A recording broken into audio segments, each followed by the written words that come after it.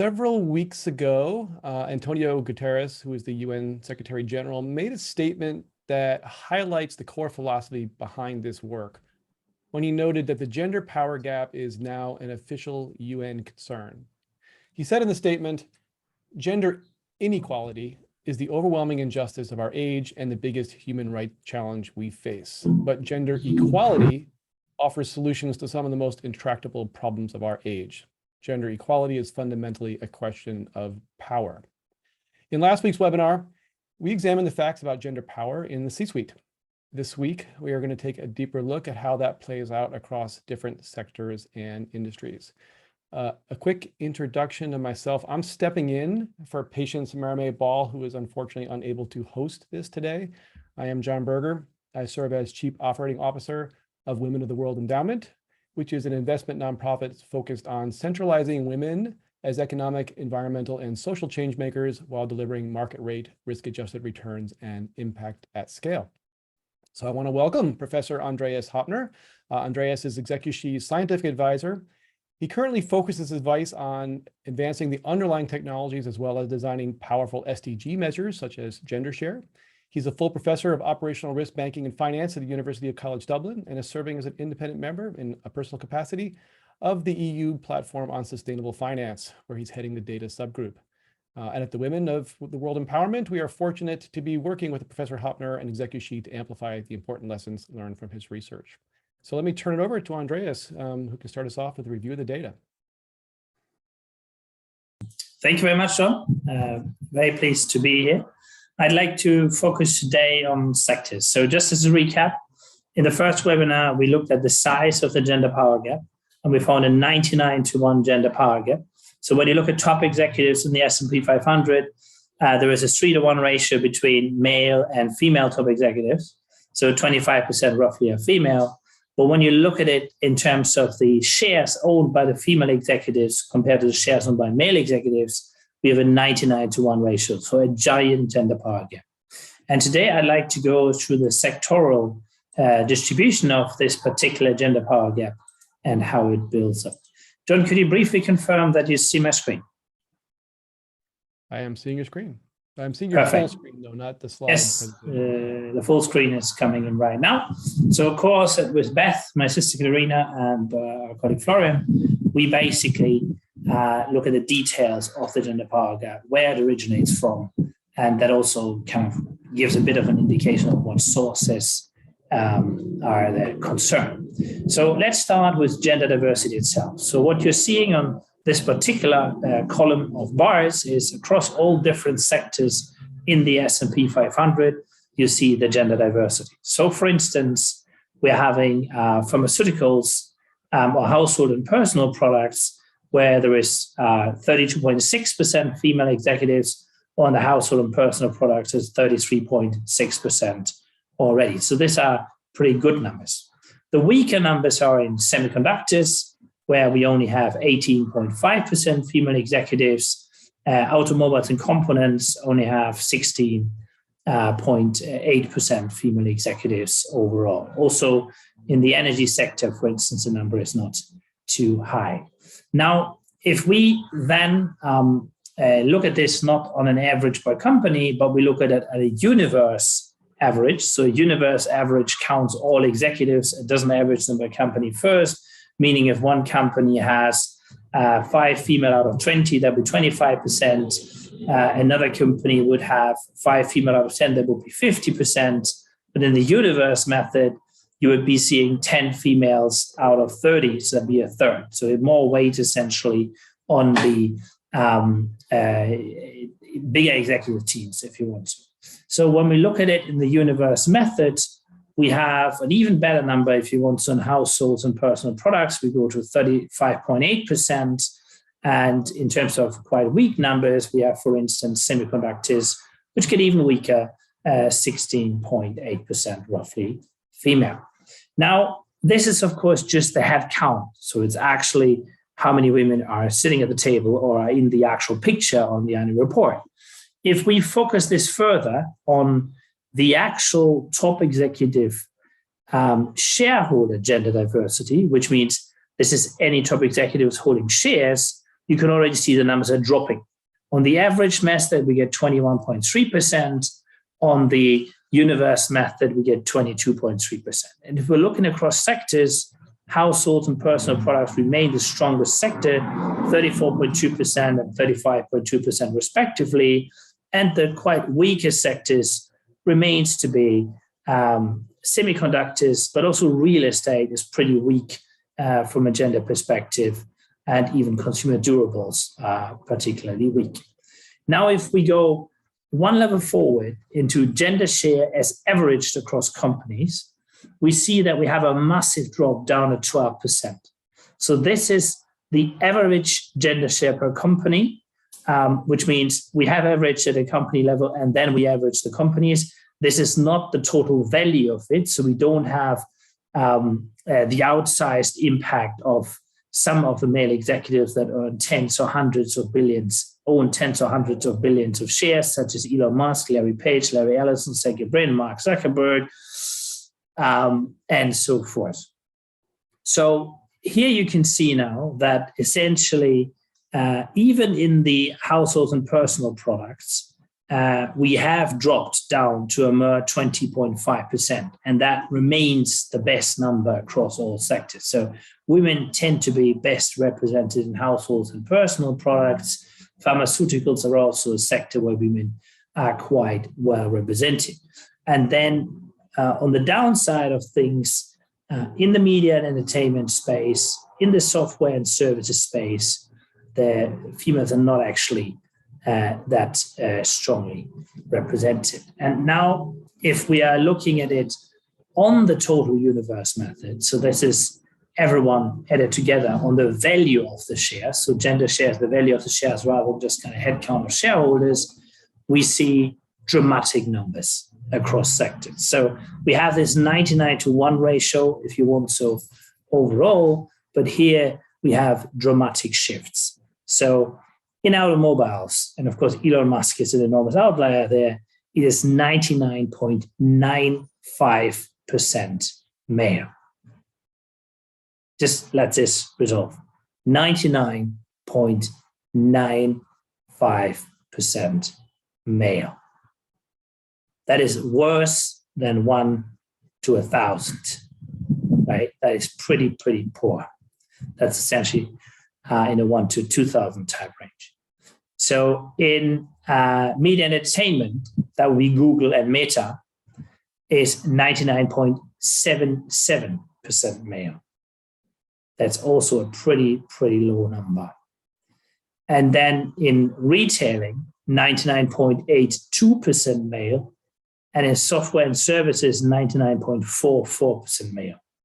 The big ones that drive this 99-1 gap are software and services, so your standard tech companies, such as Oracle, then media and entertainment, which actually includes also tech companies, a bit of a misnomer these days. You have Meta and Google there, or Alphabet to be precise, and then Tesla on the automobile side, with a giant share package for Elon Musk and some other men. And so that is where the giant gender gap comes from. Predominantly, we have some sectors that are a little bit better. So in hardware, female participation is quite reasonable. And then likewise, in banks and capital goods, it's not perfect, but it's not nowhere near as bad as across the overall universe. Now, one might say, okay, this is loads of positions, and this is a bit of a pre-teaser to the third webinar, but what happens if we just look at CEOs? If we just look at CEOs, it got even worse in some cases. So we have 100% male in consumer services, we have 100% male in telecom, 100% male in transportation in the US, 99.97 in automobiles, and the overall number went to 0.983%. And what happens if we look at founders is all blue throughout. Basically, in the S&P 500, either we don't have a founder, that is the sectors where we simply have no number, but in all others, we have active founders still involved in the company, and they're entirely male. So in other words, there isn't a single S&P 500 founder still working with the company. maybe we don't even know who the founder are, maybe never been there, who is female. So to summarize, sectors do matter a lot for the gender power gap. It is not unilateral at all. It actually deviates quite a bit. And particularly problematic are the automobiles, media, and software. And generally speaking, however, when you look at these numbers, we are far, far away from parity when it comes to gender power, right? So the best one, even if we average the companies to kind of take away the effect of certain companies with a lot more value to managers than other companies, even if we average them, households and personal products, which usually is the best sector for women, turns out at 20.5%, which is not a very high number when it comes to power. The same sector, household and personal products, turns out 33.6% when it comes to headcount. So that's a 13% point difference. So highlighting these issues, I'd like to thank my courses for all the great work that they are doing. And I'm looking forward to a very interesting discussion. And I might leave the screen on a little bit so we can actually look into the sector distribution. Yeah, I think that's a great idea. So we can go back to some of the data. And just a quick comment to everyone, there's going to be a Q&A session at the end. So if folks have any questions, you can start typing them in now in the Q&A section, and we'll have a chance to get to them in a few minutes. So please share with us your questions as we go along so we can get to them at that moment. So Andreas, I'm curious about the founder disparity part of the graph. So I don't know if you can go back to that. I mean, that's pretty massive right there. There is no sector signal in the founders disparity. Do you have any sense of what the signal would be between sectors? Is there any sense of change that's going on at the founder level? Could you have any sense of maybe whether there are any companies that are beginning to see founders share power, more equity? None of that would show up here on this graph from the way I see it now. Yeah, so Bamboo is coming up and might hit the S&P 500 at some point. And then that would possibly start to have a little bit of red. But the number of companies that are operating at that level and have female founders that are still in the role is extremely limited. So if we are considering to investigate all the S&P 500 companies, to what extent any of them have female founders that simply have left executive management. But generally speaking, we know there is quite a gap in the entrepreneurship side in terms of female founders. And so that is a very, very fundamental problem when you look at power, because obviously if founders are still in the company, they have a much, much higher level of power than just standard executives. And going back then to I guess I think about this as a time story, right? This is the time at the beginning, and then as time moves forward, you get to maybe a little bit more of what it begins to look like in the sector graph. Are there any sectors that you think you want to highlight the power gap in that are changing, or where you're seeing any progress, or are there any stories hidden behind some of these huge differences at the sector level in the power gap? So the three sectors that are most predominant are the ones that I've highlighted. Automobiles, there is a big Elon Musk effect here. Then we're having in media and entertainment, there's a lot of Alphabet and Meta, and then software, and that's your standard tech company, predominantly founded by men and then run by men. There's also a bit of an aspect on the chief technology officers. So when you look at who are the top executives that tend to hold most shares beyond the founders, executive chairman, and CEOs, the chief technology officer on average actually comes out slightly higher than the chief financial officer. And that is because a lot of the modern S&P 500 companies are very technology heavy.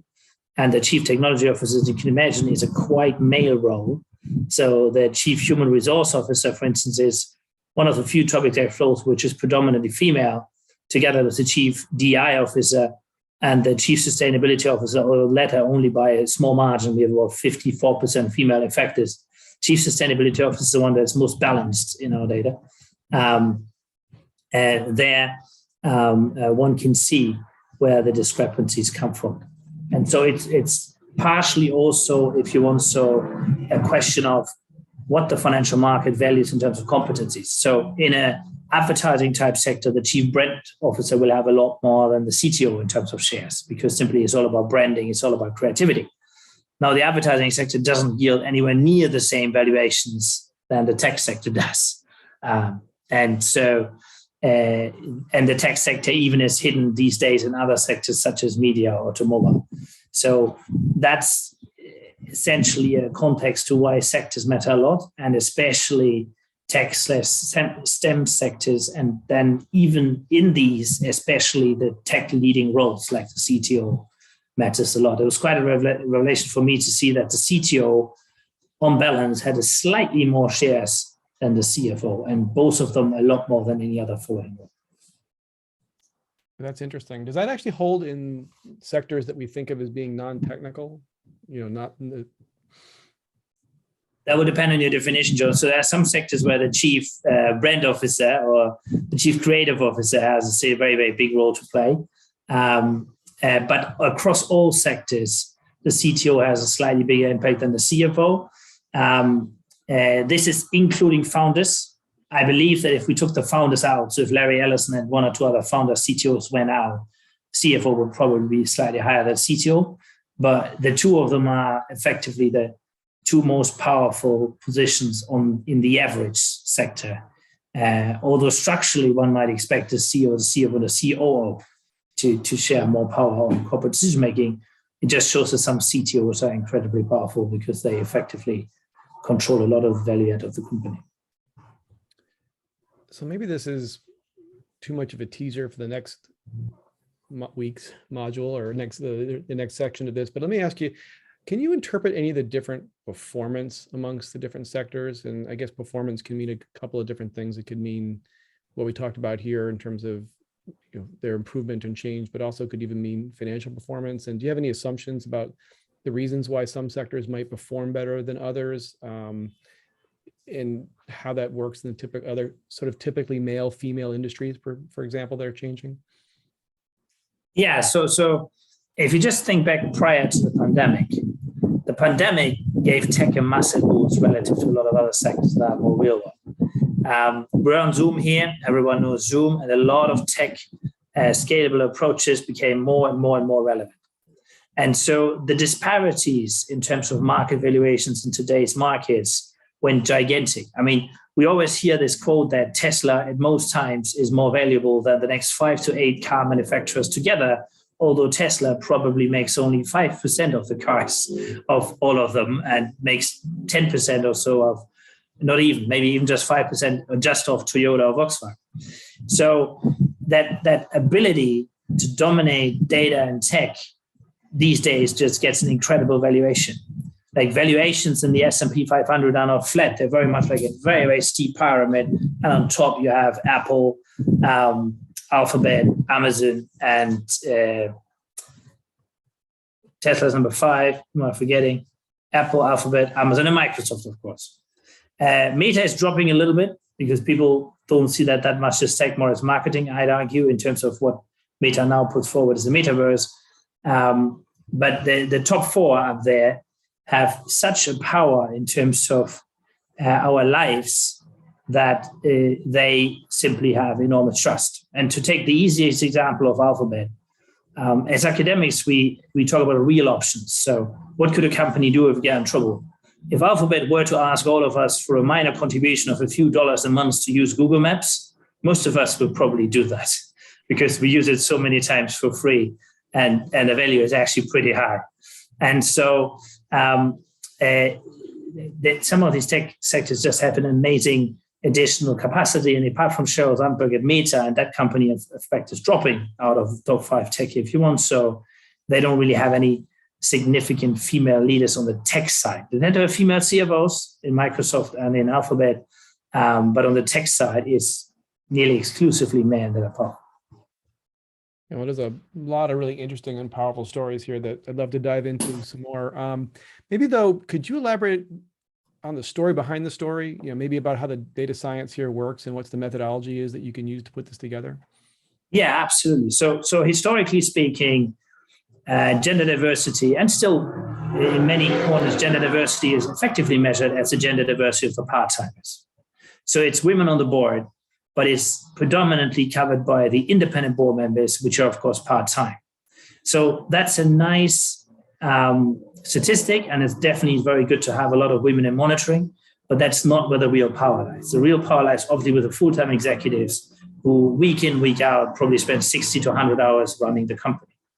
And only very few of these full-time executives will be on the board, CEO, in some cases CFO. And so we found that, to our surprise, that actual full-time discussion, the real core of the power, wasn't supported. And so we had the desire to actually get the numbers, and in a way that you're only going to manage what you measure, start measuring it, and then over time it could be managed.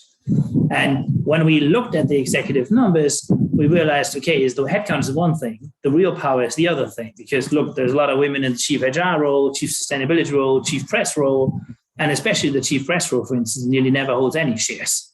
So in that sense, we felt that we needed to focus on power. Now, what do we do to get to this data? We do review the SEC filings, 10K and proxy, the annual report, as well as the corporate domain, meaning their website and all the subpages. And we review the corporate domain for US companies on a weekly basis. So it's very fresh data, pretty much nearly as fresh as the market valuations. We call it live gender data because it's really live data. It isn't outdated by 6 to 18 months as the average data set. And so that allows us to measure where do we stand in terms of the gender power gap, which is very significant. And then we can hopefully gradually inform how we can actually close it. That's fascinating. So how long back do you have this data for? And have you seen any sense of progress or change over time? We have the overall data for about 2 years. The S&P 500 has improved over time, about 1% to 2%. So there's gradual improvement in the headcount. The actual gender power gap hasn't necessarily closed by anywhere near it. You can already see by the numbers that wouldn't work. It's only at 1% right now, so it couldn't have improved 2%. Simply, it's too low. And we are monitoring. Obviously, it fluctuates with market valuations. So increasing valuations for tech companies versus others would increase the gender power gap as we speak. Dropping valuations of the likes of Meta would close it just a slight bit. But in principle, it is the distinctions are just, one can say gigantic or grave, depending which adjective you like. They're enormous. There is very few companies where women actually have the majority of the power among the executives in terms of the shares they hold. Nasdaq would be one example. And then there is a lot of companies where women own less than 1%, sometimes 0% of the shares.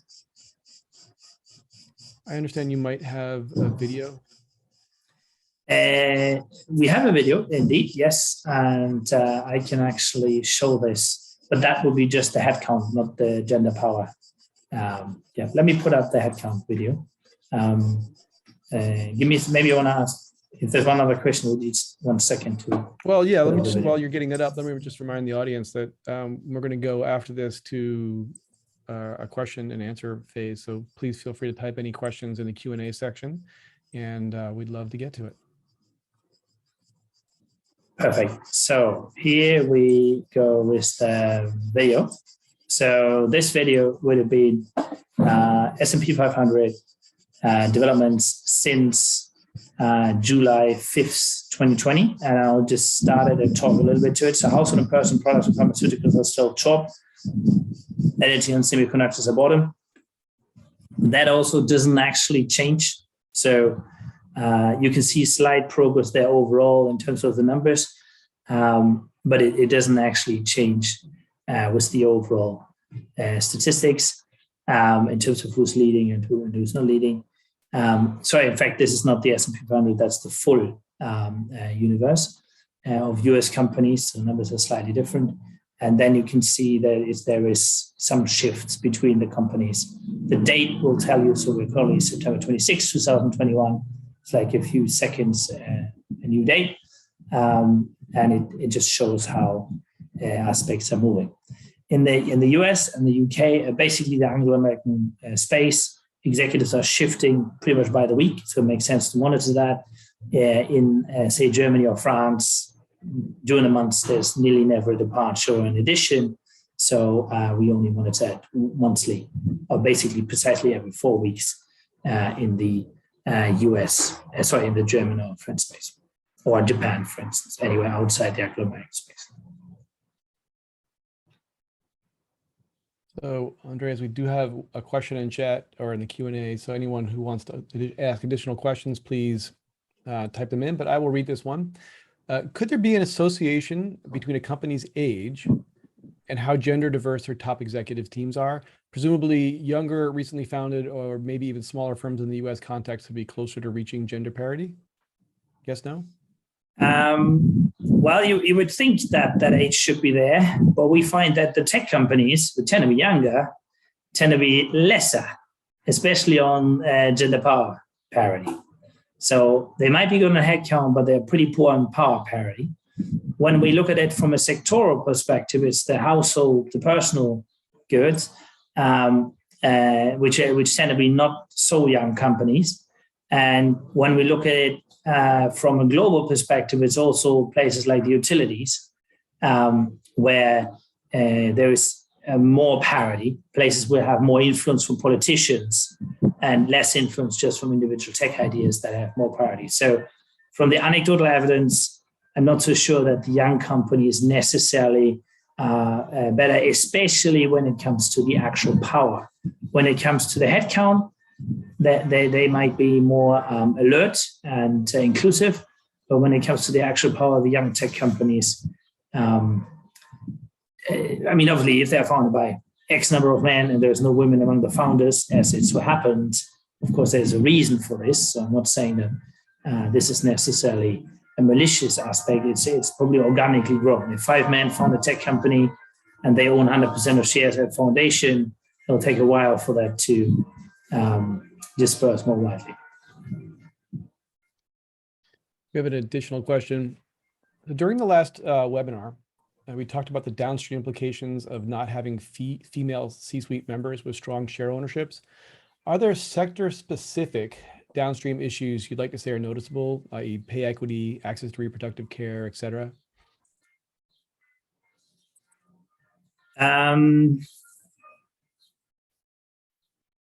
Can we focus on one or two parts of this, John? I think there's a lot in that question. It's more than one question. Right, so maybe you can recap the premise then. So talk about downstream implications of not having enough C-suite members in general.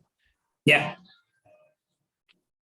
So I think in terms of pay equity, we definitely would have implications of that. So if there's lesser females in C-suite, there would be lesser pay equity.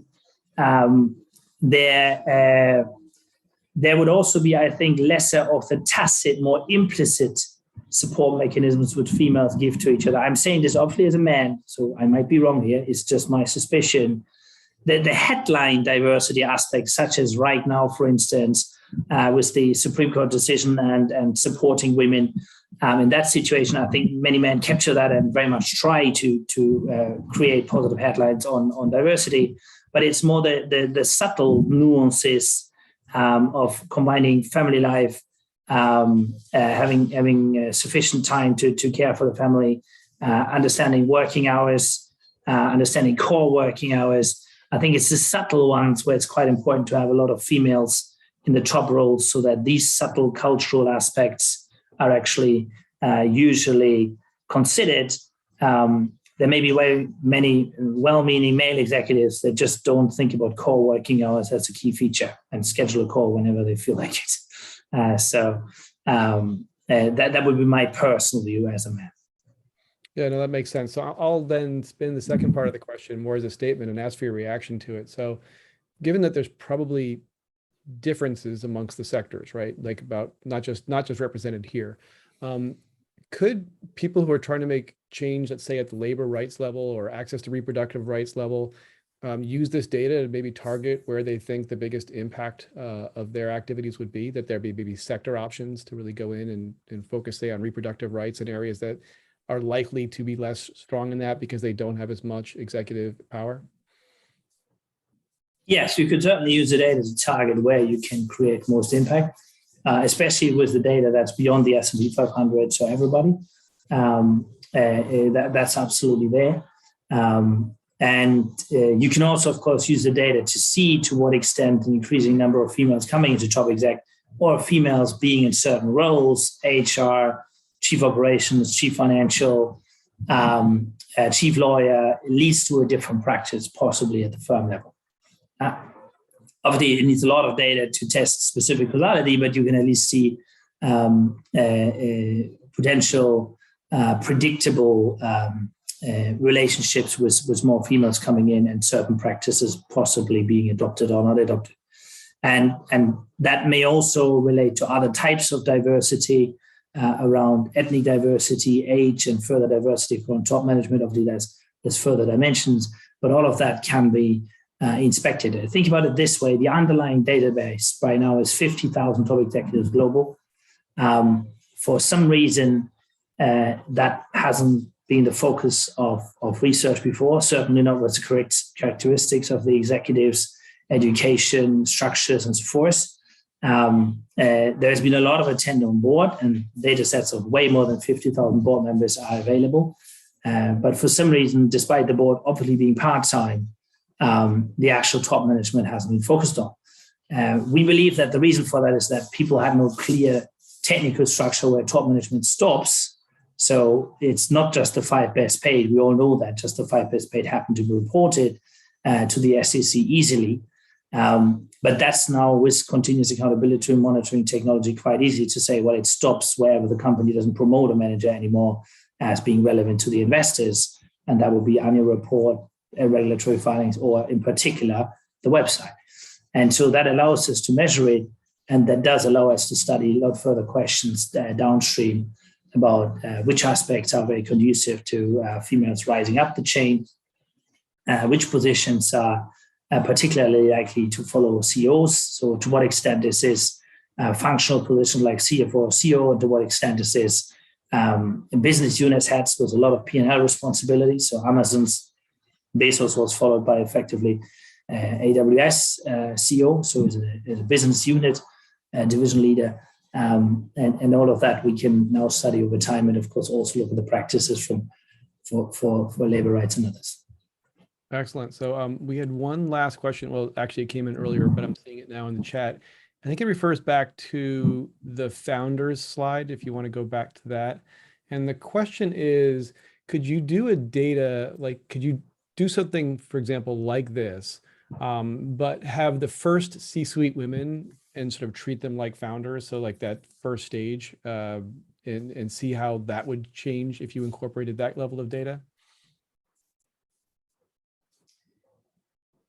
So if we only incorporated the women that first joined the C-suite, yes, we can do that. We often need sufficient history on this, and continuous accountability monitoring, our technology that we use to monitor the websites, is fantastic when you have it, but you just can't recreate it historically. Like if we haven't done it in 2018, we haven't done it.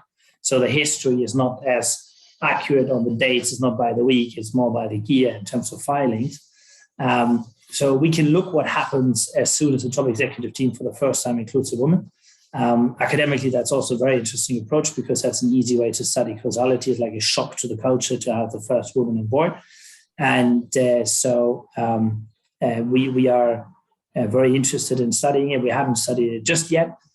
We also, of course, hope that at some point we'll have 3 years of continuous accountability monitoring data where we have the actual changes by the week, which allows us to time the effects better, but definitely a worthwhile question, and highlights really where the challenges may be. Excellent. So thank you. You have answered the questions for the community. You've left me with about 1,000. And I'd love someday to dig in with experts that actually work at each of these sectors and get a little understanding deeper from their point of view what that is. But maybe that's a deeper dive for another time. And of course, we have one additional webinar in this series coming up on July 12th from noon to 12:40 Eastern time, which is going to be our final section. And we hope you join us for that, because that one's going to be focused on causes and how you specifically can take actions, how this data actually translates into specific action. Andreas, is there anything else you'd like to leave us with? No, I wish everybody a nice July 4th holiday, and I'll see you again on July 12th. Great. Thank you very much, everybody. Thanks, everybody. Thank you. Bye-bye. And get well, patients.